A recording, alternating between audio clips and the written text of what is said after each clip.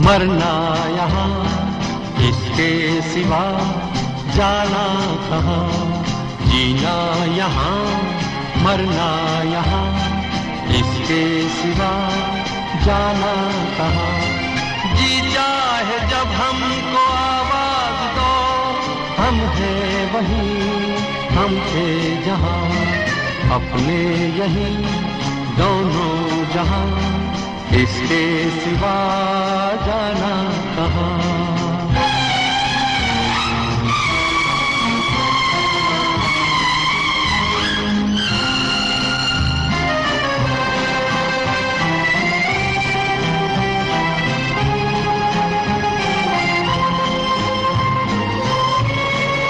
Hello hello hello, हाँ जी hello, 1 2 3 mic start.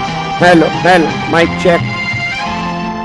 ये मेरा गीत जीवन संगीत, कल भी कोई दोहराएगा। ये मेरा गीत जीवन संगीत, कल भी कोई दोहराएगा। हाँ जी, सारे बच्चे फटाफट से लाइक कर दो जी। सारे बच्चे फटाफट से लाइक कर दो और इसको शेयर कर दो हर ग्रुप के अंदर।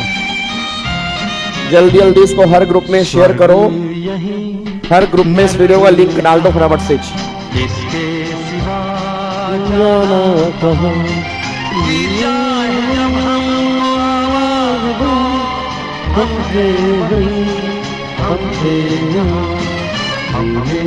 हाँ वीजियो वीजियो वीजियो यो वीजियो। इसके सिवा जाना कहाँ।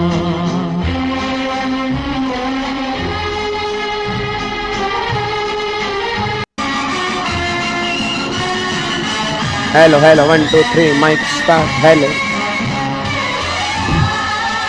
ओए गाबे, 2 बार लाइक नहीं करना, 1 बार लाइक करना है।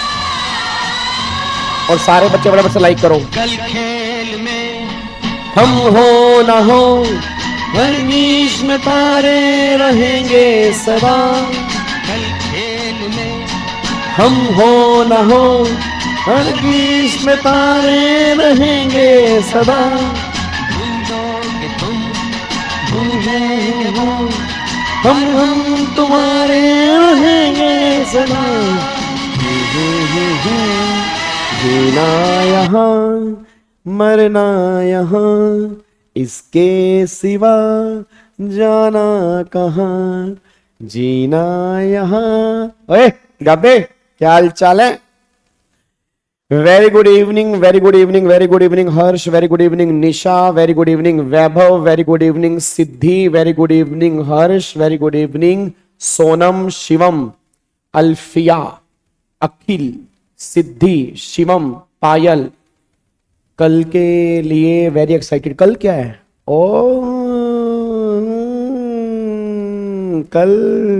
कल पता क्या क्या है? कल क्या है? अब बोल दो। कल है पीजीबीपी के क्वेश्चन की प्रैक्टिस। कल पहुंच जाना सुबह 7:45 पे बेटे, क्लास प्राइवेट कर दूंगा मैं, ध्यान रखना, ठीक है ना। तो कल जिस बच्चे ने सुदर्शन मैच देखा था पीजीबीपी का, और अगर कोई चाहता है कि मुझे 10 नंबर पक्के करने हैं, कि मेरे कल की क्लास में 10 नंबर पक्के हो जाएं, तो कल सुबह 7:45 पे पहुंच जाना। क्वेश्चंस करने हैं कल बढ़िया वाले। उससे पहले एक बार रिवीजन कर लेना पूरे के पूरे पीजीबीपी की। कल ऐसा ना हो कि तुम्हारे धुएं उड़ रहे हो कि भाई ये क्या हो गया, कॉन्सेप्ट ही याद नहीं आ रहा। ये हरकतें मत करना।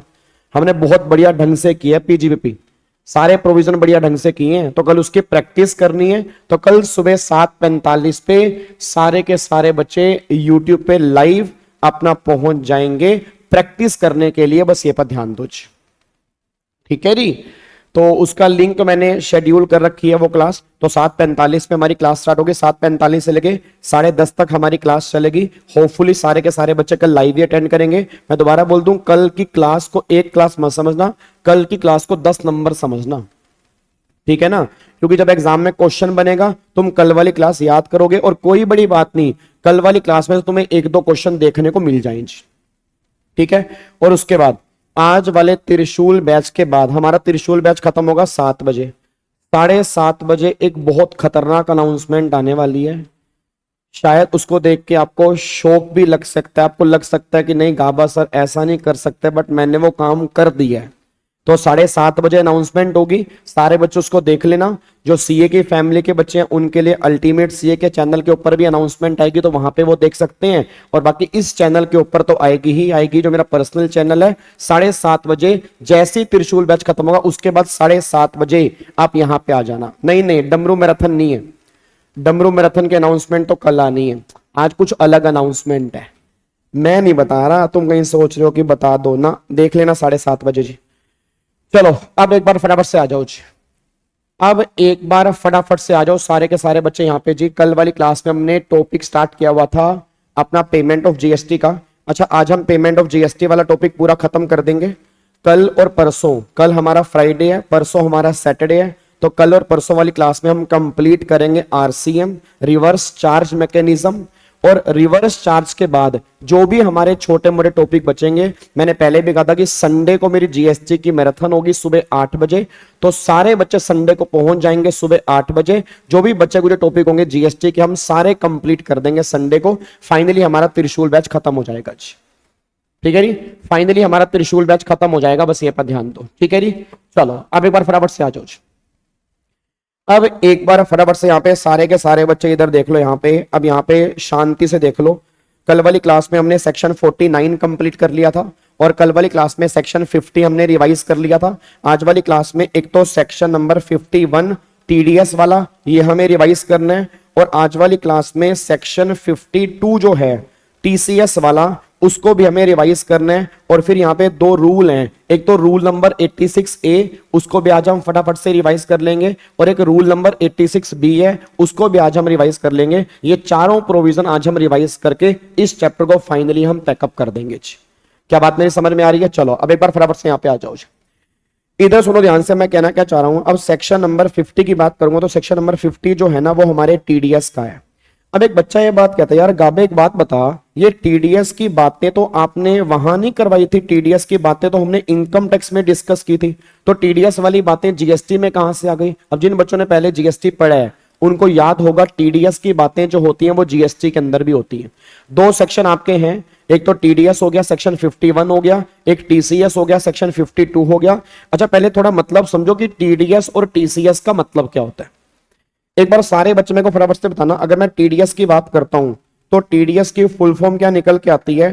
टीडीएस की फुल फॉर्म निकल के आती है टैक्स डिडक्शन एट सोर्स। क्या फुल फॉर्म निकल के आ रही है? Tax deduction at source. अच्छा टीसीएस की फुल फॉर्म क्या निकल के आती है जी? टीसीएस की फुल फॉर्म निकल के आती है tax collection at source. It means अगर मैं टीडीएस की बात करूंगा तो उसकी फुल फॉर्म आ रही है टैक्स डिडक्शन एट सोर्स, अगर मैं टीसीएस की बात करूंगा तो उसकी फुल फॉर्म निकल के आ रही है टैक्स कलेक्शन एट सोर्स। अब मेरा पूरी क्लास से क्वेश्चन है, देखो टीडीएस के नाम में ही क्लियर है, बाकी इनकम टैक्स में बहुत डिटेल में डिस्कस करेंगे टीडीएस और टीसीएस क्या होता है, क्योंकि जब इनकम टैक्स का त्रिशूल बैच होगा या नहीं होगा वो मुझे पता नहीं है, बट जब भी उसका हम रिवीजन करेंगे उसमें सबसे पहले हमें छोटे मोटे टॉपिक ही करने हैं, तो उसमें हम टॉपिक डिस्कस करेंगे टीडीएस का। तो वहां पर बताऊंगा एक्चुअल में टीडीएस क्या होता है कि जब भी हम किसी को पेमेंट करते हैं तो पेमेंट के टाइम पर ही कुछ टैक्स काट के हमें गवर्नमेंट को जमा करवाना पड़ता है। और टीसीएस में क्या होता है, जब सामने वाले बंदे से हम पेमेंट लेते हैं तो पेमेंट के साथ ही एक टैक्स हमें कलेक्ट करना होता है, उसको हम टीसीएस बोलते हैं। तो टीडीएस में क्या होती है? डिडक्शन होती है, और टीसीएस में क्या होती है? कलेक्शन होती है। बाकी सारी बातें डिटेल में हम इनकम टैक्स में डिस्कस करेंगे, अभी समझो जीएसटी में इसका पर्पस क्या। अब एक्चुअल में गवर्नमेंट यहां पर एक कॉन्सेप्ट लेकर क्यों आई, पहले वो समझो ध्यान से। एक बात मेरे को सोच के बताना सर, आप में से कितने सारे बच्चों ने कभी ऐसा देखा, जब भी आप रोड पे कभी जा रहे होते हैं तो जितने भी बड़े बड़े हाईवेज बन रहे हैं, जो भी हाईवेज बन रहे हैं, रोड बन रही हैं, जो गवर्नमेंट की कंस्ट्रक्शन हो रही है, आप कभी चेक करना वहां पर ना एक कंपनी का नाम देखने को मिलता है, उस कंपनी का नाम होता है L&T। आप में से किस किस बच्चे ने कभी ये नाम देखा है जी? आप में से किस किस बच्चे ने कभी ये नाम देखा है? L&T करके नाम सुना आपने? L&T करके नाम सुना है? L&T तो आपने कहीं भी देखा होगा, वहां पे रोड है, ब्रिज है, हाईवेज है, बड़ी बड़ी कंस्ट्रक्शन चल रही है, तो वहां पर L&T का नाम लिखा होता है। अब L&T का मतलब क्या होता है? लार्सन एंड ट्यूब्रो उस कंपनी का नाम है। अब L&T जो है ना, जितने भी गवर्नमेंट के बड़े बड़े प्रोजेक्ट हैं ये सारे के सारे L&T के पास है। अच्छा एक बात मेरे को बताओ, क्या मैं कह सकता हूं कि L&T जो है वो गवर्नमेंट को सर्विस दे रही है? बोलो हाँ, सारे बच्चे बोलो, क्या मैं कह सकता हूं कि एल&टी गवर्नमेंट को सर्विस दे रही है? बिल्कुल दे रही है। अच्छा, अगर एल&टी गवर्नमेंट को सर्विस दे रही है तो गवर्नमेंट इसके बदले में क्या पे कर रही होगी? ऑब्वियस सी बात है, पैसा दे रही होगी। भाई अगर मान लो एल&टी गवर्नमेंट को सर्विस दे रही है तो गवर्नमेंट इसके बदले में क्या पेमेंट कर रही होगी? पैसा पे कर रही होगी। अब वहीं पर गवर्नमेंट ने क्या किया? कॉन्सेप्ट लगा दिया टीडीएस का। अब गवर्नमेंट ये बात कहती है कि अगर कोई पर्सन किसी भी गुड्स और सर्विस की सप्लाई कर रहा है और उसकी टैक्सेबल वैल्यू अगर 2.5 लाख से ज्यादा है तो पेमेंट करने वाले को 2% टीडीएस काट के जमा करवाना पड़ेगा और बैलेंस पेमेंट करने वाले की सामने वाले बंदे को। मतलब सेक्शन 51 ये बात कहना चाहता है कि अगर कोई पर्सन, फॉर एग्जांपल मान लो मैं एल&टी हूं, आप गवर्नमेंट हो। सारे बच्चे ध्यान सुनना, मैं एल&टी हूं, आप गवर्नमेंट हो, मैंने आपको सर्विस दी, तो अगर मैंने आपको सर्विस दी तो सर्विस देने वाला मैं हूं, सर्विस लेने वाले आप हो। अच्छा, पेमेंट कौन किसको करेगा? क्या एल&टी गवर्नमेंट को पेमेंट करेगी या गवर्नमेंट एल&टी को पेमेंट करेगी? पहले मेरे को ये बताओ, पेमेंट कौन किसको करेगा? क्या एल&टी गवर्नमेंट को पेमेंट करेगी या गवर्नमेंट पेमेंट करेगी एल&टी को? सारे बच्चे फटाफट से बोल दो, कौन किसको पेमेंट करेगा? जल्दी बोल दो फटाफट से जी, कौन पेमेंट करेगा?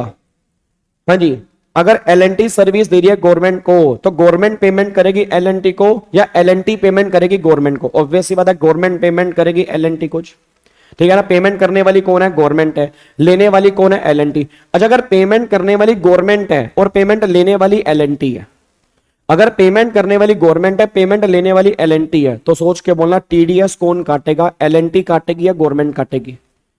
आंसर बोलते रहो मुझे, देखो अपने आप सेक्शन 51 खत्म हो जाएगा। बिल्कुल सिंपल सेक्शन है। मैं को ये बता दो, अगर पेमेंट करने वाली गवर्नमेंट है तो टीडीएस कौन काटेगी? टीडीएस एल&टी काटेगी या गवर्नमेंट काटेगी? ऑब्वियस सी बात है, गवर्नमेंट काटेगी। टीडीएस कौन काटता है? जो पेमेंट करता है। पेमेंट करने वाला कौन है? गवर्नमेंट है, तो टीडीएस कौन काटेगी? गवर्नमेंट काटेगी। यहां तक क्लियर है? बट वो टीडीएस तब काटेगी अगर वैल्यू जो है वो 2.5 लाख से ज्यादा है। अच्छा, किसका टीडीएस कटेगा? एल&टी का टीडीएस कटेगा। काटने वाली कौन होगी? गवर्नमेंट होगी, तो गवर्नमेंट टीडीएस काटेगी, एल&टी का टीडीएस काटेगी, बट तब काटेगी अगर वैल्यू जो है वो 2.5 लाख से ज्यादा है, तो 2% से टीडीएस कटेगा। बस ये पर ध्यान दो। अब एक बार सारे बच्चे यहां पे एक बार फटाफट से यहां पे ध्यान दो। देखो यहां पे क्या लिखा हुआ है जी, सारे के सारे बच्चे यहां पे ध्यान दो। ये देखो, ये सप्लायर है, सप्लायर मतलब डिडक्टी जिसका टीडीएस कटेगा। सप्लायर के नाम से एग्जांपल ले लो एल&टी, मान लो ये एल&टी है। अब एल&टी ने क्या किया? सप्लाई की टैक्सेबल गुड्स और टैक्सेबल सर्विस की।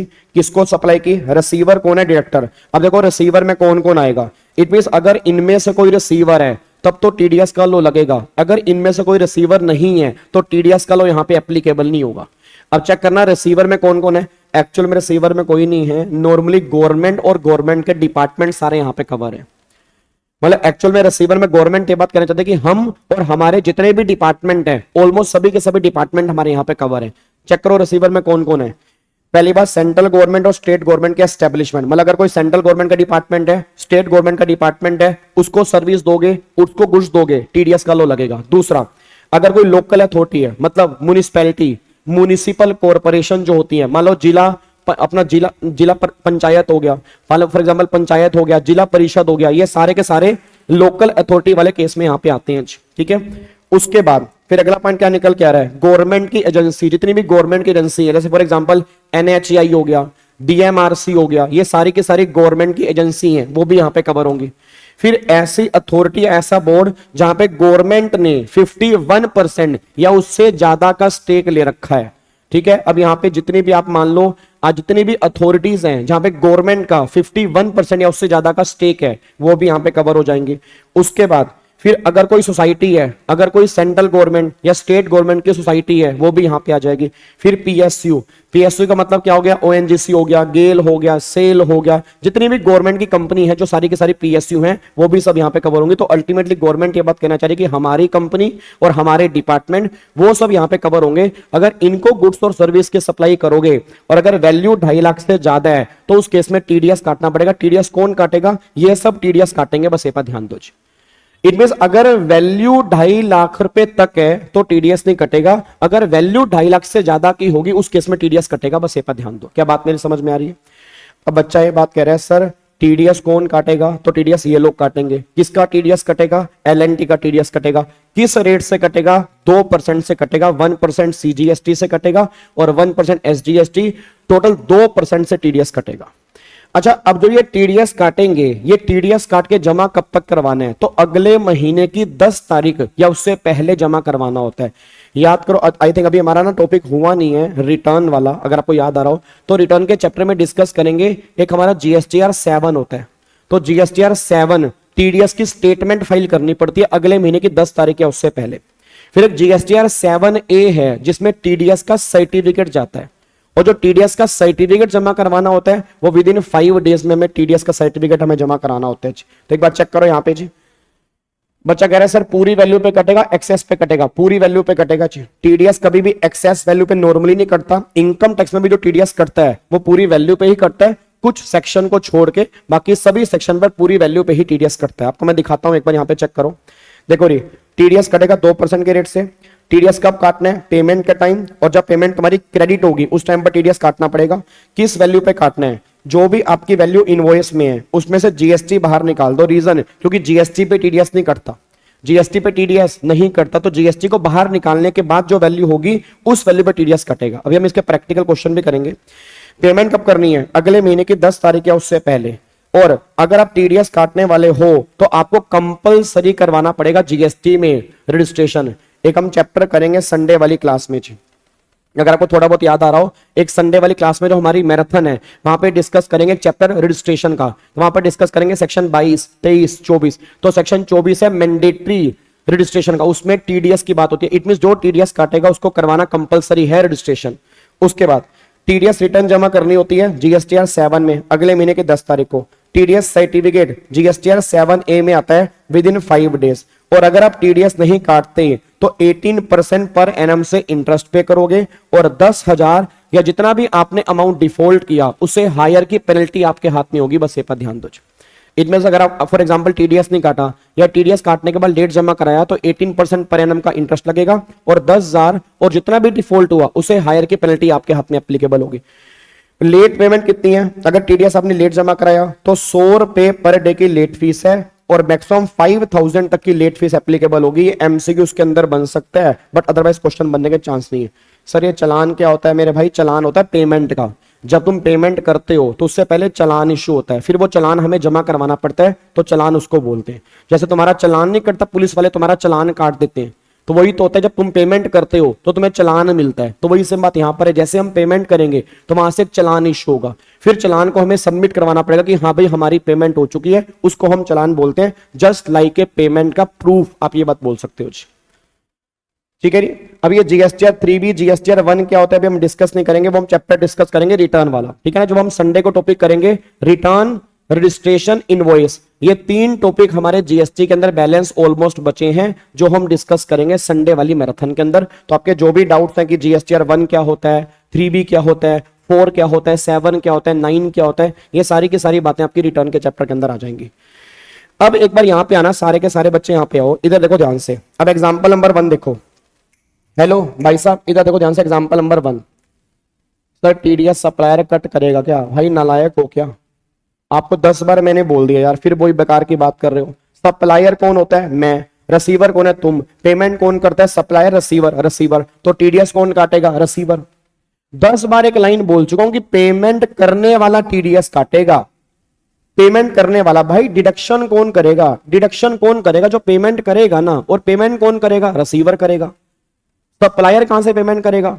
मैंने गवर्नमेंट को सर्विस दी तो गवर्नमेंट मुझे पेमेंट कर रही है, तो गवर्नमेंट अगर मुझे पेमेंट कर रही है तो गवर्नमेंट टीडीएस काटेगी ना, मैं क्यों टीडीएस काटूंगा? अगले पॉइंट पर आओ, अगले पॉइंट पर आओ, इधर देखो ध्यान से। अब यहां पे एक बार चेक करना, यहां पे देखो जी, आपने गुड्स सप्लाई किया जी। अब अगर आपने यहां पे गुड्स सप्लाई किया, सारे बच्चे ध्यान दें, आपने गुड्स सप्लाई किया और सेल प्राइस है 3.5 लाख रुपए का। सेल प्राइस आपका 3.5 लाख रुपए का है। और यहाँ पे एक बार चेक करो, सेल प्राइस आपका 3.5 लाख का है, जीएसटी 17,500, तो टोटल हो गया 3,67,500। क्या वैल्यू 2.5 लाख से ज्यादा है? यस। क्या टीडीएस कटेगा? यस। क्या 3,67,500 पर कटेगा या 3.5 लाख पर कटेगा? तो 3.5 लाख पर 7,000 रुपए का यहाँ पे टीडीएस कट जाएगा। बस ये पर ध्यान दो। तो सिंपल सी बात ये निकल के आ रही है कि जब ये नोटिफाइड पर्सन इसको पेमेंट करेंगे तो 3.5 लाख का 2% 7,000 का वो टीडीएस काट लेंगे। वो ये बात कहना चाह रहे हैं। एग्जाम्पल नंबर 1 ये है। एग्जाम्पल नंबर 1 ये है। अब अगले पॉइंट पर आओ, अगले पॉइंट पर आओ। एग्जाम्पल नंबर 2 देखो, ये सप्लायर है, ये मान लो रिसीवर है। अब इसने गुड्स की सप्लाई की 3.5 लाख रुपए की, बट यहाँ पे जीएसटी एग्जम्प्ट है। अब सोच के बोल देना, अगर जीएसटी एग्जम्प्ट है क्या टीडीएस कटेगा? नहीं कटेगा। मैंने क्या बोला कि जो सप्लाई टैक्सेबल होगी, जिस सप्लाई पे जीएसटी लगेगा उसी पे टीडीएस कटेगा, ठीक है ना। अगर मान लो सप्लाई एग्जम्प्ट है, जब वहां पे जीएसटी नहीं है तो गवर्नमेंट करी वहां पे टीडीएस काटने की रिक्वायरमेंट नहीं है। रीजन क्योंकि सप्लाई ही एग्जम्प्ट है, बस ये पर ध्यान दो। तो वहां पर वैल्यू मैटर नहीं करती। सबसे पहली कंडीशन है कि सप्लाई टैक्सेबल होनी चाहिए, मतलब उस पर जीएसटी लगना चाहिए, तभी टीडीएस की बातें होंगी। जब जीएसटी ही एग्जम्प्ट होगा उस केस में टीडीएस की बातें नहीं होंगी। अगले पॉइंट पर आओ, अगले पॉइंट पर आओ। देखो जी यहाँ पे अब यहाँ पे सप्लाई की है, अब एक सप्लाई की है 3 लाख रुपए की प्रोडक्ट एक्स की, एक सप्लाई की है 2 लाख रुपए की प्रोडक्ट वाई की। अब सुनना ध्यान से, प्रोडक्ट जो एक्स है उस पे जीएसटी 5% है, और प्रोडक्ट जो वाई है उस पे जीएसटी नील रेट से है। मेरे को सारे बच्चे बोल देना चाहिए, प्रोडक्ट एक्स पे जीएसटी 5% पे है और प्रोडक्ट वाई पे जीएसटी नील रेट से है। तो आपने आप बोल देना, क्या प्रोडक्ट वाई पर टीडीएस कटेगा? एग्रीगेट वैल्यू जो है वो 5 लाख रुपए की है, तो क्या टीडीएस 5 लाख पे काटूंगा? नहीं। जो नील रेटेड वाली है उस पे टीडीएस नहीं कटेगा, और जो ऊपर वाली है वो 2.5 लाख से ऊपर की है तो 3 लाख पे टीडीएस कटेगा, 2 लाख पे टीडीएस नहीं कटेगा जी। तो अगर आप चेक करोगे यहाँ पे जी, तो यहाँ पे देखो प्रोडक्ट वाई जो है उस पे आपका टीडीएस नहीं कटेगा, प्रोडक्ट एक्स जो आपका 3 लाख का है उस पे 2% 6,000 से टीडीएस कटेगा। जो नील रेटेड सप्लाई है या जो एग्जम्प्टेड सप्लाई है उस पे टीडीएस नहीं कटेगा, बस ये पर ध्यान दो जी। क्या बात समझ में आ रही है जी? पक्का पक्का ना। जीएसटी को बाहर निकालने के बाद कटेगा जी, कभी भी जीएसटी को ऐड होने के बाद नहीं कटेगा, जीएसटी को बाहर निकालने के बाद टीडीएस कटेगा, बस ये पर ध्यान दो जी। ठीक है, अब अगले पॉइंट पर आओ जी। अच्छा, अब एक पॉइंट और सुनना। अब ये तो बात समझ में आ गई कि अगर वैल्यू जो है वो 2.5 लाख तक की है तो टीडीएस नहीं काटना, अगर वैल्यू 2.5 लाख से ऊपर की है तो टीडीएस काटना, ये बात समझ में आ गई। अब एक पॉइंट ना यहाँ पे गवर्नमेंट ने और लिखा हुआ है, इधर देखो ध्यान से गवर्नमेंट क्या कह रही है। अब गवर्नमेंट ये बात कहना चाह रही है, ये पॉइंट थोड़ा सा ना इंपॉर्टेंट है, इसमें से तुम्हारे एग्जाम में क्वेश्चन बन सकता है। यहाँ पे थोड़ा सा मैं टाइम लगाना चाहता हूँ, यहाँ पे मैं थोड़ा सा टाइम लगाना चाहता हूं, तो इसको बहुत ध्यान से समझना। ये पॉइंट क्या है, ये पॉइंट कहता क्या है? ये पॉइंट कहता है अगर location of supplier and place of supply, अगर ये दोनों सेम स्टेट में है बट रिसीवर की लोकेशन जो है वो डिफरेंट स्टेट में है, उस केस में टीडीएस नहीं काटना। मैं दोबारा बोलूंगा, अगर location of supplier and place of supply अगर ये दोनों सेम स्टेट में है और अगर रिसीवर की लोकेशन जो है वो डिफरेंट स्टेट में है, उस केस में टीडीएस नहीं काटना। अब इसका लॉजिक हमने क्लास में डिस्कस किया था, उसका रीजन है क्योंकि कंप्लायंस में दिक्कत आती है, क्योंकि अगर रिसीवर दूसरी स्टेट का है तो फिर कैश लेजर में जो मुझे क्रेडिट मिलता है उसमें दिक्कत आती है। बट अभी के लिए सिर्फ इतना याद रख लो कि अगर supplier and place of supply दोनों सेम स्टेट में है, रिसीवर अगर डिफरेंट स्टेट में है ना, उस केस में टीडीएस नहीं कटेगा। अब कई नालायक बच्चे ये बोलते हैं कि सर अगर इंटर स्टेट सप्लाई होगी तो टीडीएस नहीं कटेगा। ऐसा बिल्कुल भी नहीं है, ऐसा बिल्कुल भी नहीं है। मैं दोबारा बोल दूं, इंट्रा और इंटर स्टेट सप्लाई वो डिपेंड करता है location of supplier and place of supply पे, ना कि रिसीवर की लोकेशन पे। अब यहां पे बच्चे पता क्या बोलते हैं, सर आप सीधा बोल दो ना, आप सीधा बोल दो, आप कह दो इंट्रा स्टेट में कटेगा, इंटर स्टेट में नहीं कटेगा। ऐसा बोल ही नहीं सकता मैं, ऐसा बोल ही नहीं सकता मैं, सिंपल सी बात, ऐसा नहीं बोल सकता मैं। तो गवर्नमेंट ये बात कहना चाह रही है कि अगर supplier and place of supply अगर रिसीवर की लोकेशन से डिफरेंट है, मतलब रिसीवर की लोकेशन इन दोनों से अलग है, उस केस में टीडीएस नहीं कटेगा। अब अगर किसी को एग्जाम्पल लिखने हैं तो आप इसके एग्जाम्पल लिख लो, क्योंकि ये पॉइंट ऐसा है जहां पे हर बच्चे को दिक्कत आती है। ठीक है नी, तो मैं आपको इसके एग्जाम्पल लिखवा रहा हूं। अगर किसी को एग्जाम्पल लिखने हैं तो लिख सकता है, अगर किसी को समझ में आ गया तो फिर तो कोई बात ही नहीं है, फिर तो बस आप उस्ताद हैं इस चीज के जी। लिखो, आ जाओ, और मैं तुम्हें एग्जाम्पल लिखवा देता हूं इस पॉइंट के। अगर किसी को लिखने हैं तो लिख सकता है, यहां पे लिख लो एग्जाम्पल। एग्जाम्पल लिखो यहां पे जी, यहां पे है मान लो लोकेशन ऑफ सप्लायर, ये है प्लेस ऑफ सप्लाई, ये है लोकेशन ऑफ रिसीवर। आपको बताना है टीडीएस अंडर सेक्शन 51 में कटेगा या नहीं कटेगा जी? लो जी, अगर किसी को एग्जांपल लिखने हैं लिख सकता है जी। लिखो रही, लोकेशन ऑफ सप्लायर मान लो है दिल्ली में, प्लेस ऑफ सप्लाई जो है वो दिल्ली में है, रिसीवर की लोकेशन भी दिल्ली में है। एक एग्जांपल तो ये हो गया जी। आपको बताना है इस केस में टीडीएस कटेगा नहीं कटेगा जी। जितने बच्चे भी लाइव बैठे हैं भाई लाइक करके बैठा करो, बिना लाइक के कोई नहीं बैठेगा, बिल्कुल नालायक बनते जा रहे हो तुम बिल्कुल ही। सेकंड पॉइंट पे आओ, लोकेशन ऑफ सप्लायर है दिल्ली, प्लेस ऑफ सप्लाई मान लो है दिल्ली, और ये जो है फॉर एग्जांपल हरियाणा। आपको बताना है टीडीएस कटेगा नहीं कटेगा जी। तीसरा, लोकेशन ऑफ सप्लायर है मान लो दिल्ली, और ये जो है ये मान लो है हरियाणा, ठीक है जी, और ये मान लो है ये आपका है हरियाणा। क्या टीडीएस कटेगा नहीं कटेगा जी? Point number 4, location of supplier है मान लो चंडीगढ़, प्लेस ऑफ सप्लाई मान लो है चंडीगढ़, और रिसीवर की लोकेशन भी चंडीगढ़ है। बताओ टीडीएस कटेगा नहीं कटेगा जी? हाँ जी, उसके बाद लोकेशन ऑफ सप्लायर जो है मान लो फॉर एग्जांपल चंडीगढ़ है, और प्लेस ऑफ सप्लाई मान लो है अंडमान निकोबार, ठीक है, और ये मान लो जो है ये भी फॉर एग्जांपल मान लो अंडमान निकोबार में है। बताओ क्या टीडीएस कटेगा नहीं कटेगा? अब मेरे को सारे बच्चे फटाफट से बताओ जी, पहले से बताओ, सबसे पहले केस में बताओ, क्या पहले केस में टीडीएस कटेगा? क्या पहले केस में टीडीएस कटेगा नहीं कटेगा? जल्दी बोलो फटाफट से जी। क्या पहले केस में टीडीएस कटेगा नहीं कटेगा? बिल्कुल कटेगा जी। पहले केस में यस, सुपर डुपर यस, यहां पे टीडीएस कटेगा जी। क्या दूसरे केस में टीडीएस कटेगा जी? क्या दूसरे केस में टीडीएस कटेगा? Answer is no no no no. दूसरे केस में भाई साहब मैं साफ साफ बोल दूं, दूसरे केस में गलती से भी टीडीएस मत काट लेना, यहां पे नो है। तीसरे केस के अंदर बताओ क्या टीडीएस कटेगा? बिल्कुल कटेगा जी, 100% कटेगा। अगले केस में टीडीएस कटेगा? जल्दी बोलो, जल्दी बोलो फटाफट से। अगले केस में टीडीएस कटेगा? यस टीडीएस कटेगा। क्या उससे अगले केस में कटेगा? यस टीडीएस कटेगा। सिर्फ सेकंड केस ऐसा है जहां पे टीडीएस नहीं कटेगा, इस केस में नहीं कटेगा, बाकी सब केस में कटेगा जी। ये बताओ, बच्चों वाला क्वेश्चन है जी, ठीक है जी, बच्चों वाला क्वेश्चन है, सिंपल सी बात है, बस इस केस में नहीं कटेगा जहां पे location of supplier and place of supply अगर ये अलग हैं रिसीवर की लोकेशन से ना, फिर टीडीएस नहीं कटेगा, बाकी सब केस में कटेगा, बस ये पर ध्यान दो। अब ये क्वेश्चन तुम्हारे एग्जाम के अंदर बन सकता है 2 से 3 नंबर का। बताओ इसमें दिक्कत क्या है? ठीक है, और ये बच्चों को दिक्कत देता है, मैं दोबारा बोल रहा हूं, ये बच्चों को दिक्कत देता है। अब बच्चा रट लेता है इंटर स्टेट सप्लाई में नहीं कटेगा। अगर आप नालायक हो, एक बात मैं बताओ, ये सप्लाई सोच के बोलना, अब ये सप्लाई आपकी इंटर स्टेट सप्लाई है, लोकेशन ऑफ सप्लायर दिल्ली में है, प्लेस ऑफ सप्लाई हरियाणा में है, that is inter state supply, तो भी तो टीडीएस कट रहा है भाई, तो भी तो टीडीएस कट रहा है।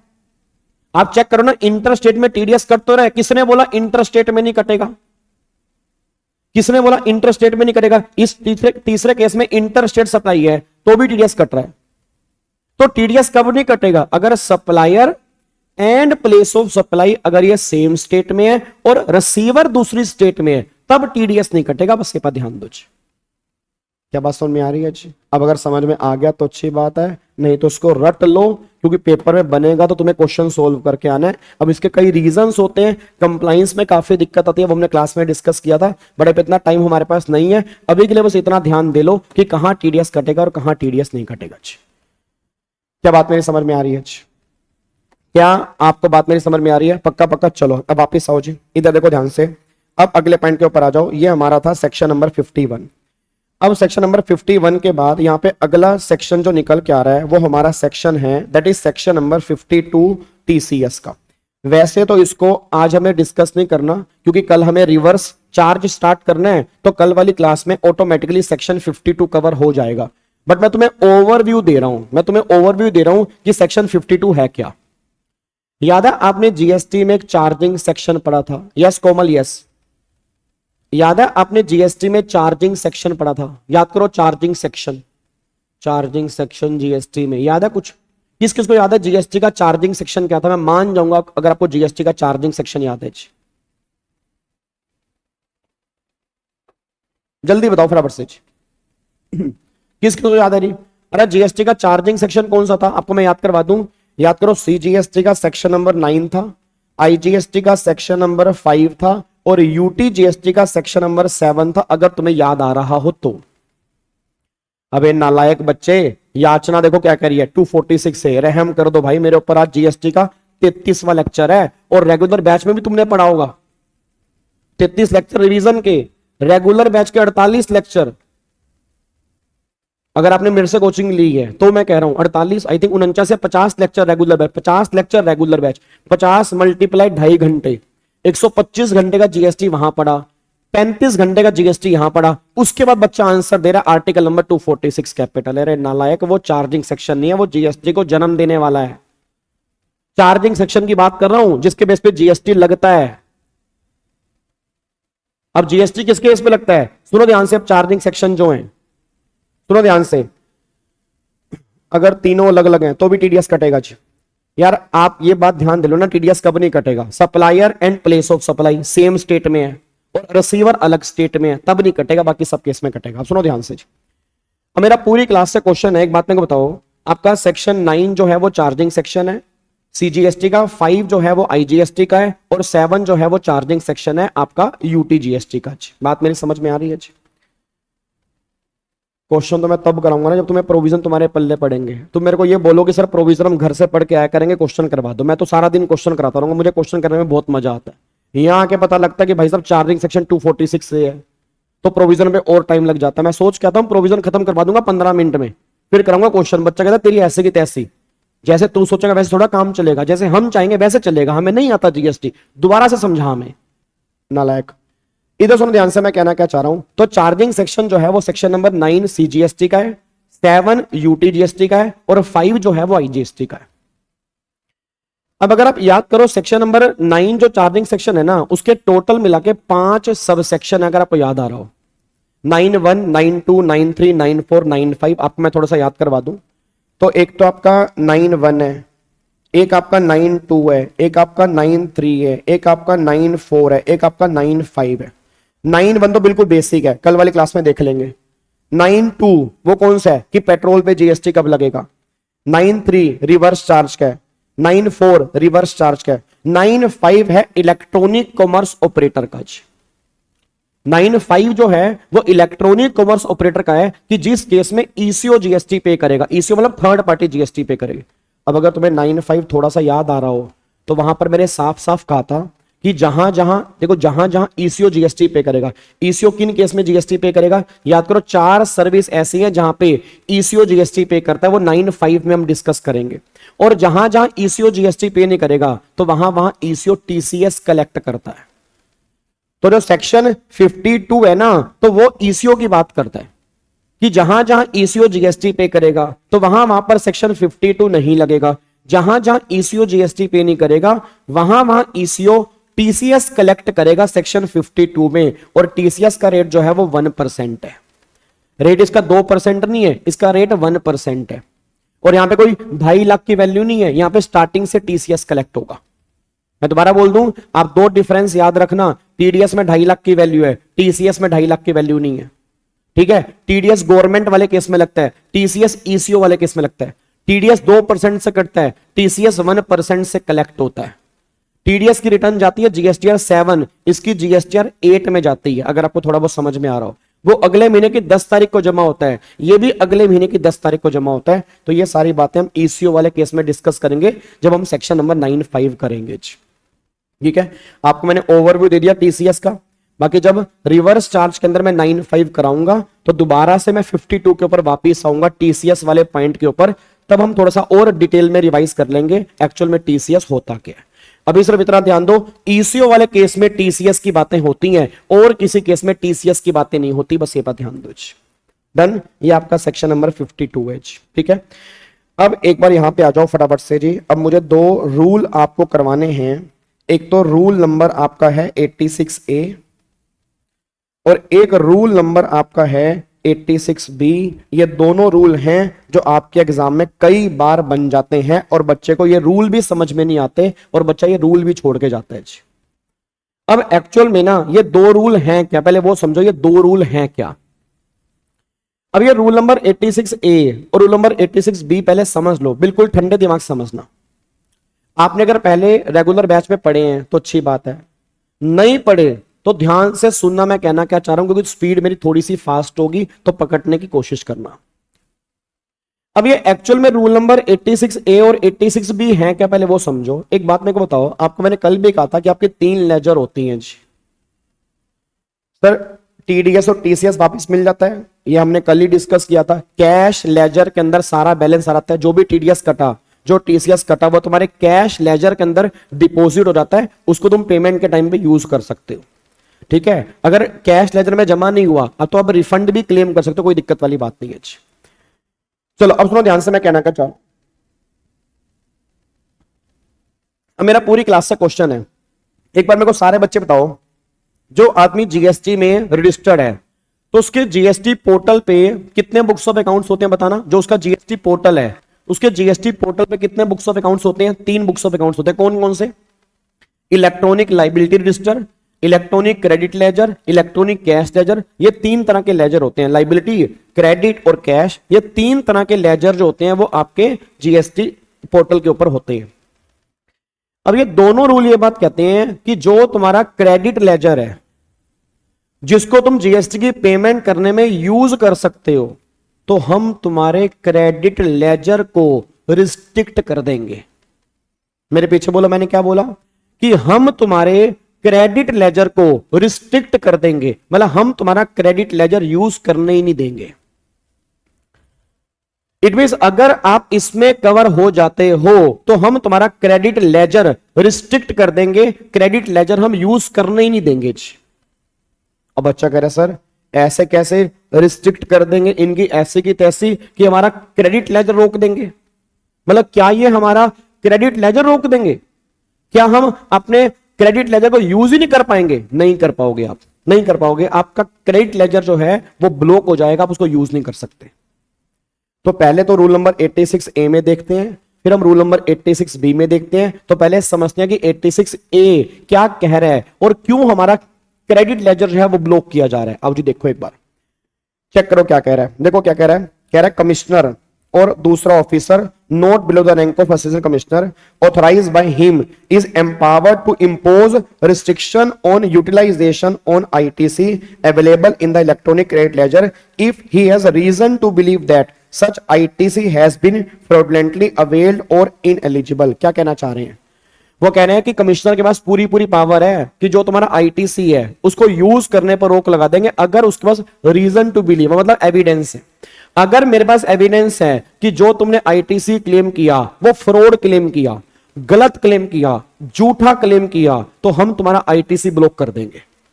अब ये पता कैसे लगेगा कि आईटीसी मैंने फ्रॉड क्लेम किया या मैं आईटीसी लेने के इनएलिजिबल था? देखो गवर्नमेंट ने क्या बोला, the restriction can be impose in the following circumstances. ये आपको याद करने हैं जी, ये पॉइंट आपको याद करना है भाई।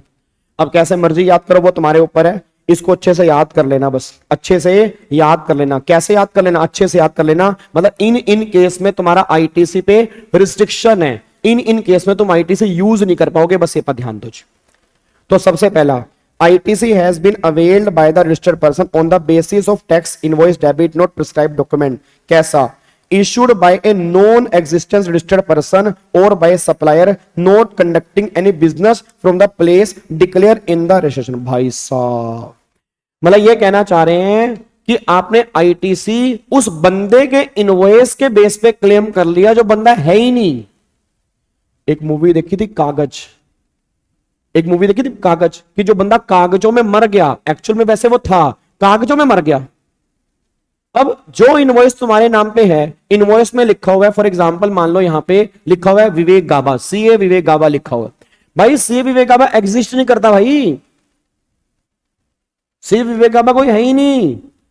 और तुमने उसके बेस पे आईटीसी क्लेम कर लिया। नकली invoice, bogus invoice, fake invoice. और जो जिस बंदे की तुम बात कर रहे हो, जो उसने अपना प्लेस ऑफ बिजनेस बता रखा है, वहां पे वो काम ही नहीं करता।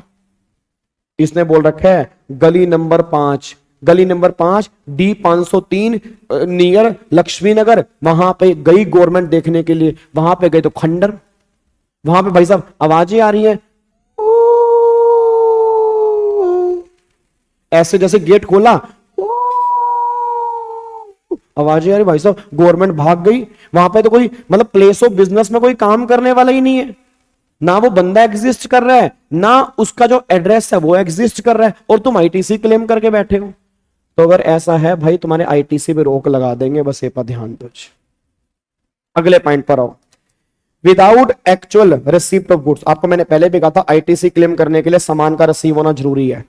आईटीसी क्लेम करने के लिए सामान का रिसीव होना जरूरी है। अब अगर तुम्हें सामान ही रिसीव नहीं हुआ तो आईटीसी तुम्हारा ब्लॉक कर देंगे। In respect of any supply tax in respect of which has not been paid to government. याद करो मैंने क्या कहा था, आईटीसी क्लेम करने के लिए गवर्नमेंट को जीएसटी देना जरूरी है। अब सोच के बोलो, आईटीसी क्लेम करने के लिए गवर्नमेंट को जीएसटी देना जरूरी है। अब अगर तुमने गवर्नमेंट को जीएसटी पे नहीं किया तो आईटीसी तुम्हारा ब्लॉक कर देंगे। सारे बच्चे बोलो 3 केस, जल्दी बोलो यार 3 केस, कम ऑन यार फटाफट से बोल दो 3 केस कौन कौन से हैं। पहला केस कौन सा निकल के आ रहा है? पहला केस, आपने जिस इनवॉइस पे आईटीसी क्लेम कर रहे हो वो बंदा एग्जिस्ट ही नहीं करता, या उस बंदे का प्लेस ऑफ बिजनेस वहां पे है ही नहीं जो उसने बता रखा है। दूसरा, अगर सामान आपने रिसीव नहीं किया, उसके बिना आईटीसी क्लेम कर लिया, ब्लॉक हो जाएगा। तीसरा, अगर गवर्नमेंट को जीएसटी पे नहीं किया, उसके बिना आईटीसी क्लेम कर लिया, ब्लॉक हो जाएगा जी। आगे देखो, फिर अगर कोई person avail ITC has been found non existence और not to be conducting any business from the registered place. अब कमाल की बात देखो, पहले पॉइंट के अंदर तो बोला ओए ढोकले, हेलो, ओए भिंडी, ओए गाबे गाबे, ओ मेरे गाबे, आजा मेरा बच्चा, इधर सुन मेरी बात। पहले पॉइंट में तो कह रहे हैं सप्लायर नोट एग्जिस्ट है, इसमें कह रहे हैं जो बंदा आईटीसी क्लेम कर रहा है वो ही नहीं है। जो बंदा आईटीसी क्लेम कर रहा है क्या कह रहे हैं? कह रहे availing ITC has been found not existence. भाई साहब बंदा ही नहीं है वो, जो आईटीसी क्लेम कर रहा है ना, सिर्फ बुक्स ऑफ अकाउंट्स में दिख रहा है, एक्चुअल में वो बंदा ही नहीं है। और जहां पे वो कह रहा है कि मैं धंधा करता हूं, वहां पे धंधा है ही नहीं, वहां पे चौपट है, सब कुछ खत्म है। तो रटने वाला बच्चा एक बात ध्यान दे, सप्लायर और रिसीवर अगर ये दोनों एग्जिस्ट नहीं करते तो आईटीसी को यूज करने पे लगा देंगे रोक, बस ये पर ध्यान दो। ठीक है जी, अगले पॉइंट पर आओ। The registered person availing ITC is not in position of tax invoice. अब एक बात मेरे को बताओ, याद करो, अगर आपके पास टैक्स इनवॉइस नहीं है, याद आ रही है? अच्छा, आपको कुछ बातें ऐसी नहीं लग रही? ये बातें वो हैं जो हमने सेक्शन 16 के अंदर पढ़ी थी। टैक्स इनवॉइस होना चाहिए, फैक्ट्री में सामान आ गया हो, गवर्नमेंट को जीएसटी पे कर दिया हो, जीएसटीआर 1 में इनवॉइस अपलोड कर दियो, कुछ कुछ बातें तो वैसी ही हैं। देखो अगला पॉइंट तो वही है कि आपके हाथ में टैक्स इनवॉइस होना चाहिए। अब अगर मेरे हाथ में टैक्स इनवॉइस नहीं है, आईटीसी में क्लेम कर ही नहीं पाऊंगा, और अगर क्लेम कर लिया तो यूज नहीं कर पाऊंगा। ये वही बातें तो लग रही है ऑलमोस्ट सेम जो सेक्शन नंबर 16 के अंदर पड़ी है। बट ध्यान रखना, अगर वो रूल नंबर 86A की बात करेंगे तो ये सारी बातें आपको वहां पे लिख के आनी पड़ेंगी, तब जाके आपको 5 नंबर मिलेंगे। और क्वेश्चन कंफर्म बनने की मुझे उम्मीद है इस बार के एग्जाम में कि बताओ कौन कौन सी चीजें हैं जहां पर आईटीसी को यूज करने पर हम रिस्ट्रिक्शन लगा देंगे। रूल नंबर 86A आपके एग्जाम के अंदर बन सकता है। अब बच्चा कहता है सर क्या ये रिस्ट्रिक्शन जिंदगी के साथ भी और जिंदगी के बाद भी रहेंगी? नहीं, 1 साल तक रहेंगी। 1 साल तक आपको डिपार्टमेंट को जस्टिफाई करना पड़ेगा या डिपार्टमेंट को आपको बताना पड़ेगा। अगर 1 साल तक कुछ भी नहीं होगा, डिपार्टमेंट साइलेंट है, तो 1 साल के बाद ऑटोमेटिकली आपका आईटीसी अनब्लॉक हो जाएगा। बस ये पर ध्यान दो। तो रिस्ट्रिक्शन जो रहेगी वो 1 साल तक रहेगी। 1 साल तक डिपार्टमेंट को जो भी करना है तुम्हारे अगेंस्ट वो कर सकता है, बट अगर 1 साल तक वो कुछ भी नहीं कर रहा तो ऑटोमेटिकली फिर अनब्लॉक हो जाएगा। 1 साल के बाद तुम उसको यूज कर सकते हो। बस ये पर ध्यान दो। ऐसे एक बात मेरे को बताओ, अब दिल्ली में जो अरविंद केजरीवाल, मनीष सिसोदिया, सत्येंद्र जैन, ये क्यों जेल से बाहर निकले? क्योंकि सुप्रीम कोर्ट ने कहा तुम्हारी ऐसी की तैसी, तुम केस वेस कुछ लड़ नहीं रहे, ट्रायल तुम्हारा स्टार्ट नहीं हुआ, 2 साल से तुमने जेल में घुसा रखा है, जिंदगी जेल में गुजारोगे क्या? उनकी छोटी बच्ची हो क्या तुम? हैं? नहीं, छोटी बच्ची हो क्या तुम? जिंदगी जेल में गुजारोगे क्या उनकी? उनके घर में बीवी बच्चे नहीं है क्या? सड़ जाए क्या वो अंदर?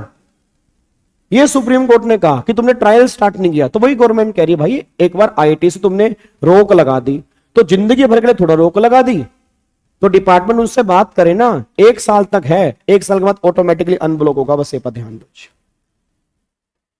आकाश है, क्या बात कर रहे हो, आपके मॉड्यूल का ये बिल्कुल है जी आपके सिलेबस में, ठीक है जी। चलो अब अगले पॉइंट पर आओ, अब आ जाओ रूल नंबर 86B। अब बच्चा कह रहा है एक बात समझ में नहीं आ रही, गाबे के बच्चे, ओ गाबे के बच्चे कमेंट क्यों नहीं करते वीडियो खत्म होने के बाद, थक गए? बच्चे कह रहे हैं सर यार एक बात बताओ, 33 लेक्चर हो गए, हाथ टूट गए हमारे कमेंट करते करते, अब नहीं करेंगे। बेटे करने तो पड़ेंगे, देखो डेली कम से कम 100 कमेंट किया करो, और जो संडे को मैराथन है वो तो लास्ट है, उसमें तो ये लगा लो भाई साहब अगर 500 बच्चा लाइव है तो 500 कमेंट, क्योंकि लास्ट वाली क्लास में सबसे ज्यादा कमेंट होने चाहिए, ये बात ध्यान देना। बात मेरे समझ में आ रही है? हंस दिया करो, दिक्कत है कोई? हंस दो फिर थोड़ा सा, थोड़ा, ठीक है जी। अब सुनो ध्यान से जी, अब अगला पॉइंट क्या निकल के आ रहा है, अगला पॉइंट ये निकल के आ रहा है रूल नंबर 86B। अब एक बच्चा ये बात कह रहा है यार गाबे एक बात बता भाई, रूल नंबर 86A में भी आईटीसी को यूज करने पे रोक लगा रहे हैं और रूल नंबर 86B में भी आईटीसी को यूज करने पे रोक लगा रहे हैं, तो फिर दोनों में फर्क क्या है? फर्क है रूल नंबर 86A, सुनो ध्यान से सुनो, नहीं कसम वसम नहीं दूंगा भाई, जिसके मन में भाव आता है वो कमेंट करे, बाकी मैं क्या ही बोलूंगा भाई, सिंपल सी बात है यार, मैं तो अपना बेस्ट दे रहा हूं ना। सुनो रूल नंबर 86B में जो आईटीसी, रूल नंबर 86A में जो आईटीसी ब्लॉक किया ना वो तो पूरा ही ब्लॉक कर दिया, मतलब रूल नंबर 86A में जो आईटीसी ब्लॉक किया वो पूरा ही ब्लॉक कर दिया, मतलब तुम उसको यूज कर ही नहीं सकते। रूल नंबर 86B में ऐसा नहीं किया, रूल नंबर 86B में ऐसा नहीं किया, मैं दोबारा बोल रहा हूं, रूल नंबर 86B में ऐसा नहीं किया। रूल नंबर 86B में क्या किया सुनो, गवर्नमेंट कहती है अगर ऐसा हो जाता है, कैसा हो जाता है वो देख लेंगे, अगर ऐसा हो जाता है, कैसा हो जाता है वो देख लेंगे, अगर ऐसा हो जाता है तो तुम अपना क्रेडिट सिर्फ 99% यूज कर सकते हो, 1% पेमेंट तुम्हें कैश में करनी पड़ेगी। चाहे तुम्हारे पास क्रेडिट पड़ा हुआ है, चाहे तुमने कोई डिफॉल्ट नहीं किया, तुम सब कुछ सही कर रहे हो, फिर भी हम चाहते हैं कि तुम 99% क्रेडिट लेजर यूज करो पेमेंट करने के लिए लाइबिलिटी, 1% लाइबिलिटी तुम्हें अपनी कैश में देनी ही पड़ेगी अगर ऐसा हो जाता है तो।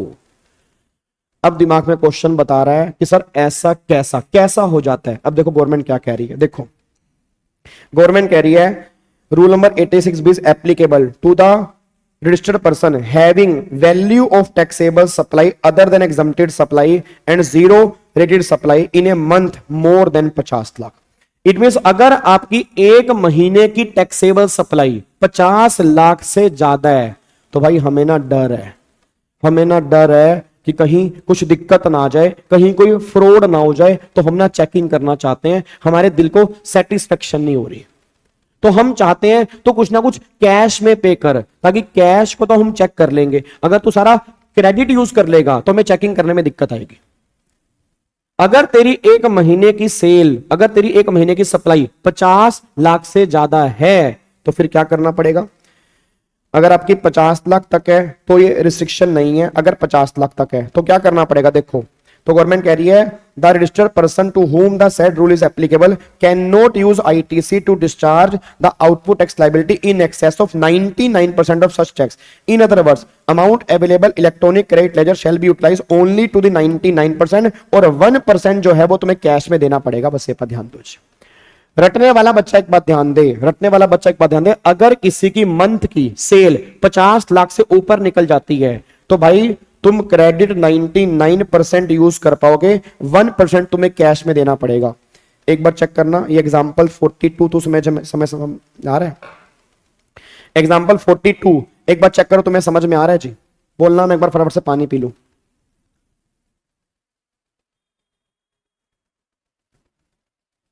नहीं सौरभ, उसको यूज कर सकते हो पुराने वाले को 1 साल के बाद। एक बार एग्जांपल देखो फटाफट से, तुम्हारे पल्ले पड़ रहा है एग्जांपल, आराम से देखो बिल्कुल ध्यान से।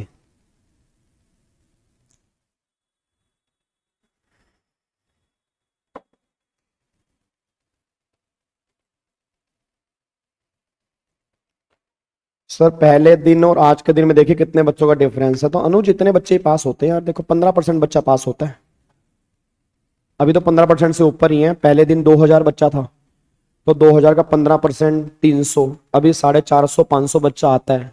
तो अभी तो रिजल्ट बढ़िया चल रहा है, 20-25% अभी रिजल्ट आ रहा है। तो इतना ही रिजल्ट आता है। बाकी कुछ बच्चे बाद में भी रिकॉर्डेड डेली बेस पे देखते होंगे, बट कई बच्चों ने देखनी छोड़ दी होगी, उनके पास टाइम नहीं है, बहुत बिजी है वो। हाँ नहीं, एग्जाम्पल तुम्हारे पल्ले पड़ रहा है क्या? एग्जाम्पल तुम्हारे पल्ले पड़ रहा है नहीं पड़ रहा, फटाफट से बता दो बस। देखो ना, यहाँ पे 100 लाख की सेल है। अब यहाँ पे लाइबिलिटी 18 लाख की है और क्रेडिट लेजर के अंदर पड़े हैं 20 लाख। अब सारे बच्चे बोल देना 18 लाख की लाइबिलिटी है। अब अगर 18 लाख की लाइबिलिटी है तो क्या मैं सारा क्रेडिट यूज कर सकता हूं? नहीं कर सकता, क्योंकि सेल 50 लाख से ऊपर की है। तो 18 लाख रुपए का 99% इतना मैं क्रेडिट यूज कर सकता हूं बस। मतलब 99% लाइबिलिटी मैं क्रेडिट लेजर से यूज कर सकता हूं, 1% मुझे कैश में देना ही पड़ेगा। तो अगर मैं चेक करता हूं 18 लाख रुपए का 99% बनेगा 17,82,000। तो 17,82,000 मैं यूज करूंगा आईटीसी और 1% जो है 18,000 पे वो पेमेंट करूंगा कैश में। इस तरह के क्वेश्चन आपके एग्जाम में छोटे मोटे बन सकते हैं, बस ये बात ध्यान दो। इसके लिए मंथली सेल जो है वो 50 लाख से ऊपर होनी चाहिए। अगर तुम्हारी मंथली सेल 50 लाख से ऊपर है तो 99% लाइबिलिटी पे करोगे क्रेडिट से और 1% तुम पेमेंट करोगे कैश से। बस ये बात ध्यान दो। क्या बात मेरे समझ में आ रही है? क्या बात मेरी समझ में आ रही हो?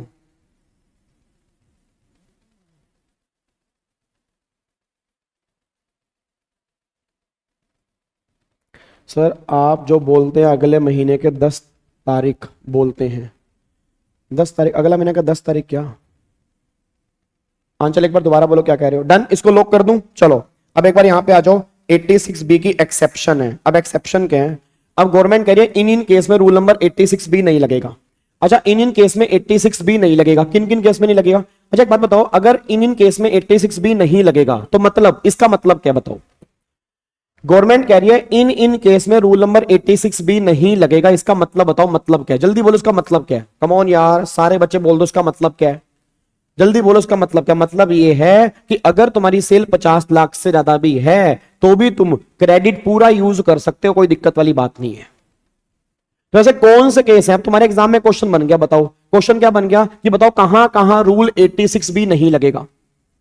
अब अगर तुम्हारे एग्जाम में क्वेश्चन बन गया कहां कहां रूल 86B नहीं लगेगा, तो लिख के आना पड़ेगा ना। तो कहां कहां रूल 86B नहीं लगेगा? पहला, अगर गवर्नमेंट कह रही है पिछले 2 साल से लगातार तुम इनकम टैक्स पे कर रहे हो 1 लाख से ज्यादा, पिछले 2 साल से लगातार तुम 1 लाख से ऊपर का इनकम टैक्स पे कर रहे हो तो 86B से बाहर हो। मैं अपनी बात बताऊं, मैं 1 लाख से ऊपर का इनकम टैक्स पे कर रहा हूं पिछले 2 साल से, तो 86B मेरे हाथ में एप्लीकेबल नहीं है। मैं पूरा क्रेडिट यूज कर सकता हूं, कोई दिक्कत वाली बात नहीं है। तो आपके फादर भी अगर पिछले 2 साल से 1 लाख से ऊपर इनकम टैक्स पे कर रहे हैं, रूल नंबर 86B से वो बाहर है, कोई दिक्कत नहीं है। दूसरा, फिर गवर्नमेंट कहती है अगर आपने आईटीसी का रिफंड क्लेम कर लिया 1 लाख से ज्यादा, अगर आपने पिछले साल में 1 लाख से ऊपर का आईटीसी का रिफंड क्लेम कर लिया, तो ऑब्वियस सी बात है गवर्नमेंट ने पूरी चेकिंग वैकिंग करके तुम्हें रिफंड दिया होगा, तो हमें कोई डाउट नहीं है। अगर तुम 1 लाख से ऊपर का रिफंड क्लेम कर चुके हो, 86B तुम्हारे हाथ में एप्लीकेबल नहीं है। और तीसरा, गवर्नमेंट ये बात कहना चाहती है अगर ऑलरेडी इस साल में 1% लाइबिलिटी तुम कैश में पहले ही दे चुके हो।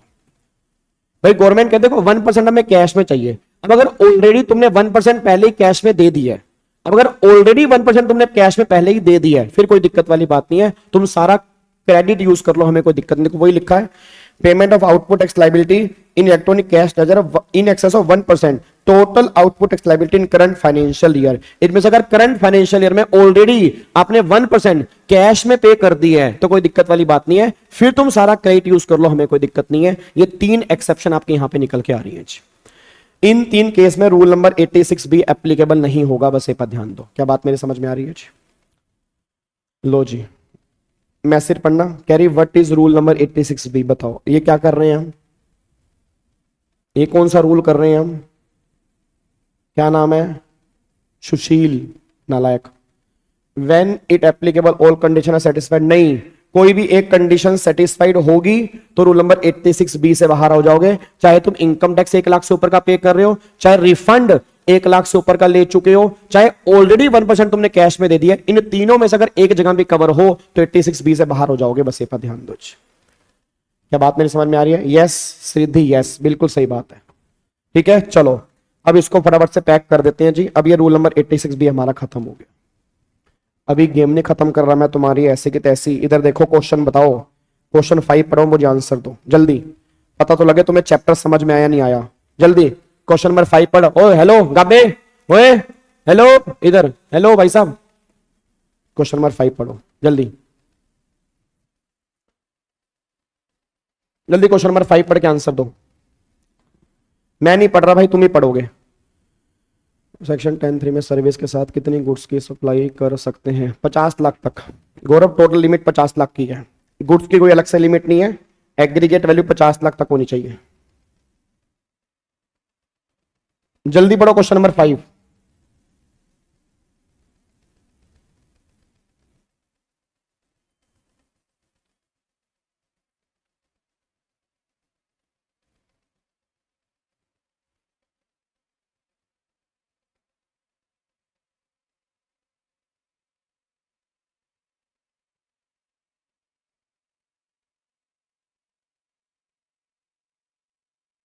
हाँ जी,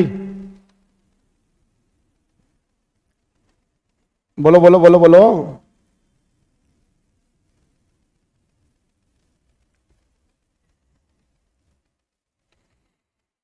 बड़ा टाइम लगा रहे हो यार,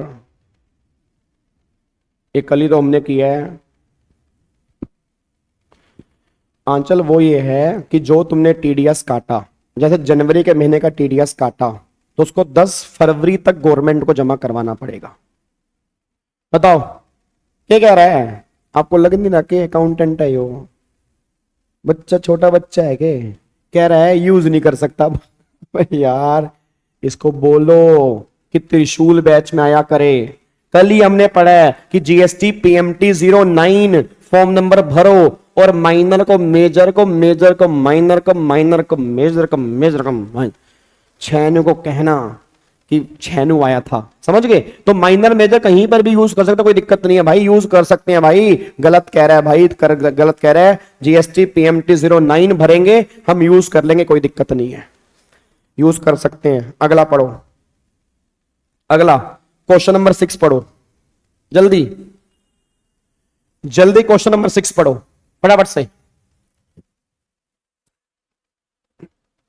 पढ़ो पढ़ो पढ़ो पढ़ो, शाबाश शाबाश शाबाश।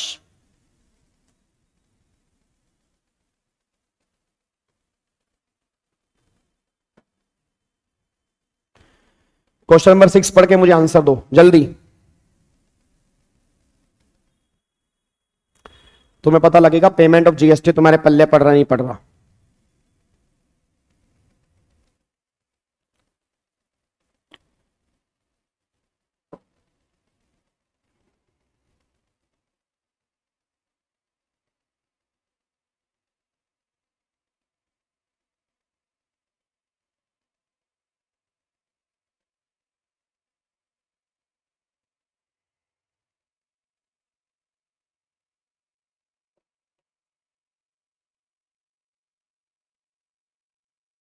हाँ जी बोलो, क्या कह रहा है? यार बताओ यार, कैसी बात कर रहा है, क्वेश्चन करने में भी शर्म आ रही है। कह रहा है ये 2000 रुपए का जो है ना, 2000 रुपए की लेट फीस है, तो लेट फीस को क्रेडिट लेजर से यूज कर सकते हैं क्या? यार एक बात बताओ यार। नहीं, हेलो भाई, ओए बात सुन मेरी, प्राची प्राची बात सुन, ओए आनंद बात सुन। यार क्रेडिट एक पवित्र वस्तु नहीं होती। नहीं, क्रेडिट एक पवित्र वस्तु नहीं होती। पवित्र वस्तु को पवित्र जगह पे यूज नहीं करते। तो क्या ये जो दुराचारी लोग हैं, दुष्ट लोग हैं, नालायक लोग हैं, लेट फीस वाले लोग हैं, इनको हम यूज क्यों करेंगे? तो कह रहा है कि यूज कर लोगे, नहीं कर सकते भाई, कैश लेजर से ही पेमेंट करोगे। क्रेडिट लेजर तुम इसकी पेमेंट में यूज नहीं कर सकते, बात खत्म। अगले पर आओ, क्वेश्चन नंबर 7 पढ़ो। क्वेश्चन नंबर 7 तुम्हारे को थोड़ा सा मुश्किल लगेगा, है ये सिंपल, बट क्वेश्चन नंबर 7 पढ़ो और मुझे आंसर दो।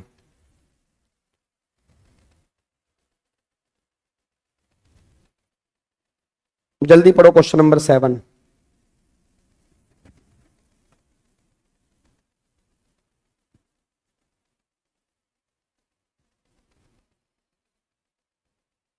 और क्वेश्चन नंबर 7 ना ऊपर भी है।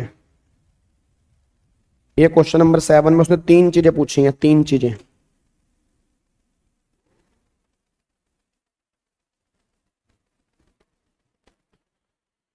पहला वो कह रहा है मैनुअल चलान अलाउड है जीएसटी में? नहीं है भाई, मैनुअल चलान अलाउड नहीं है। जो भी चलान होते हैं वो सारे जीएसटी पोर्टल पे होते हैं। मैनुअल चलान जीएसटी में नहीं कटते। कैश लेजर के अंदर पैसे जमा करवाने के बहुत सारे तरीके हैं। आईएमपीएस हो गया, आरटीजीएस हो गया, यूपीआई हो गया, भीम, मतलब आपका ओवर द काउंटर अगर पेमेंट करनी है 10,000 तक पेमेंट कर सकते हो over the counter. But manual challan allowed नहीं है। आपके जो मैनुअल चलान होंगे, हाँ अगर पेमेंट करनी है बैंक में जाके 10,000 तक अलाउड है, बट मैनुअल चलान इशू नहीं होगा। आपके जो भी चलान होंगे वो सारे के सारे जीएसटी पोर्टल पे होंगे। तो उसने बोला are manual challan allowed? Answer is no, manual challan GST में अलाउड नहीं है। दूसरा, what is the validity period of challan? अब जो चलान है कितने दिन तक वैलिड है? याद करो मैंने कहा था 15 दिन तक। जो भी आपका पेमेंट का चलान होता है विद इन 15 डेज, मतलब 15 दिन तक वो चलान वैलिड रहता है। 15 दिन के बाद वो चलान खराब हो जाता है। उसके बाद फिर वो कह रहा है माइनर हेड और मेजर हेड को आपस में तुम क्रॉस यूज कर सकते हो। हाँ जी, माइनर हेड और मेजर हेड को आपस में तुम क्रॉस यूज कर सकते हो। क्रॉस यूज कर सकते हो माइनर और मेजर को, बताओ क्या आपस में क्रॉस यूज? यस कर सकते हो। जीएसटी पीएमटी 09 फॉर्म भरोगे और आपस में क्रॉस यूज कर लो, कोई दिक्कत वाली बात ही नहीं है जी, कोई दिक्कत वाली बात ही नहीं, आपस में क्रॉस यूज कर सकते हो। जीएसटी पीएमटी 09 भरना है जी। लो जी लास्ट देख लो, क्वेश्चन नंबर 8 पढ़ लो फटाफट से जी, जल्दी पढ़ो और इसको हम पैक करते हैं और फिर कल वाली क्लास में फाइनली हम स्टार्ट करेंगे रिवर्स चार्ज। सर एक क्वेश्चन दिसंबर 23 में आया था, चलो अब तुम्हें पता लग गया ना। देखो भाई जहां से पेपर बनता है ना, तो मैं वही करा रहा हूं, मैं लीक कर रहा हूं पेपर। तुम पेपर के बाद मुझे अब आके ना बोलोगे सर आपने पेपर बनाया था क्या? पेपर तुम्हारा लीक कर रहा हूं मैं, ध्यान रखना। फिर मत कहना कि आपने बताया नहीं पेपर कहां से बनता है। तभी कह रहा हूं त्रिशूल बैच को तुम याद करोगे। जल्दी क्वेश्चन नंबर 8 पढ़ो फटाफट से।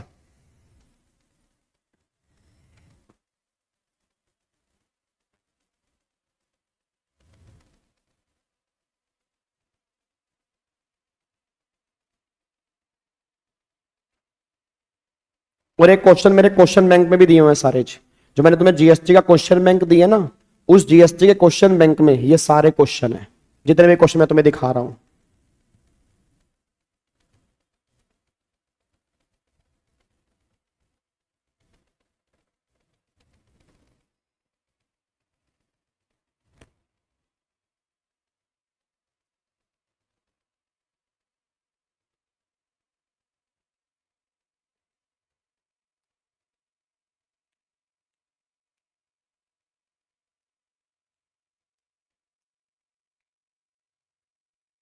हाँ जी, अब बताओ वो ये कह रहा है। अब एक बात बताना सर, जो रिवर्स चार्ज वाला है, अब रिवर्स चार्ज वाला 2700 रुपए, अब सोच के बोल देना। आपको मैंने पहले भी कहा था क्रेडिट आप यूज करोगे only for the payment of GST, वो भी फॉरवर्ड चार्ज वाला जीएसटी। और जो ये 2700 रुपए की लाइबिलिटी है रिवर्स चार्ज वाली, तो रिवर्स चार्ज वाला जीएसटी देने के लिए हम क्या यूज करेंगे? कैश लेजर करेंगे ना भाई। क्रेडिट लेजर हम यूज ही नहीं कर सकते ना। क्रेडिट एक पवित्र वस्तु है, only for the payment of GST, वो भी फॉरवर्ड चार्ज वाला जीएसटी, नॉट रिवर्स चार्ज वाला जीएसटी। तो जो ये 2700 रुपए की लाइबिलिटी है रिवर्स चार्ज वाली, इसको कैश लेजर से ही हम यूज करेंगे, क्रेडिट लेजर इसके लिए यूज नहीं कर सकते। बस ये बात ध्यान दो। क्या बात मेरी समझ में आ रही है? तो ऐसे ऐसे क्वेश्चन आपके एग्जाम के अंदर बनते हैं। अगर आपको क्वेश्चन पढ़ने में अच्छे लग रहे हैं तो आप ये मान सकते हो कि चैप्टर आपका ऑलमोस्ट कंप्लीट हो चुका है। बाकी जीएसटी का क्वेश्चन बैंक मैंने दिया हुआ है, उसमें तुम एडिशनल क्वेश्चन और भी प्रैक्टिस कर सकते हो। क्वेश्चन बैंक के अंदर काफी सारे क्वेश्चंस हैं, ठीक है। चलो तो फिर बाकी हम मुलाकात करेंगे कल वाली क्लास में सुबह 7:45 पीजीबीपी के क्वेश्चन में। आपसे रिक्वेस्ट है सारे बच्चे लाइव पहुंच जाना, कल मोस्ट इंपोर्टेंट क्लास है। कल हमें क्वेश्चन करने अच्छे तरीके से। फिर मिलेंगे कल शाम को त्रिशूल बैच के अंदर दोबारा से कल हम टॉपिक स्टार्ट कर रहे हैं रिवर्स चार्ज वाला टॉपिक, जो मोस्ट इंपॉर्टेंट है, आपके एग्जाम में कंफर्म बनता ही बनता है। कल हम उसकी रिवीजन स्टार्ट करेंगे, बस ये पर ध्यान दो। फिर संडे को हमारी होगी मैराथन, और फाइनली हम जीएसटी का त्रिशूल बैच संडे को खत्म कर देंगे। ठीक है जी, चलो अब 7:30 बजे अनाउंसमेंट आने वाली है, सारे बच्चे सुन लेना। अब कमेंट करके बताना वो तुम्हें कैसा लगा। मैंने कुछ किया है, मुझे नहीं पता मैंने क्या किया है, तो अल्टीमेट सी के चैनल के ऊपर भी आएगी और यहां पर भी आएगी। Thank you so much, God bless you, love you all, Jai Hind, thank you so much, bye bye. और सारे बच्चे कमेंट करके जाएंगे, लाइक करके जाएंगे। बहुत बहुत धन्यवाद, बहुत बहुत आभार आप सभी का यहां पे आने के लिए। Jai Hind, God bless you जी, बाय बाय। आकाश उसने बोला 86B एप्लीकेबल नहीं है इसमें, उसने बोला 86B एप्लीकेबल नहीं है।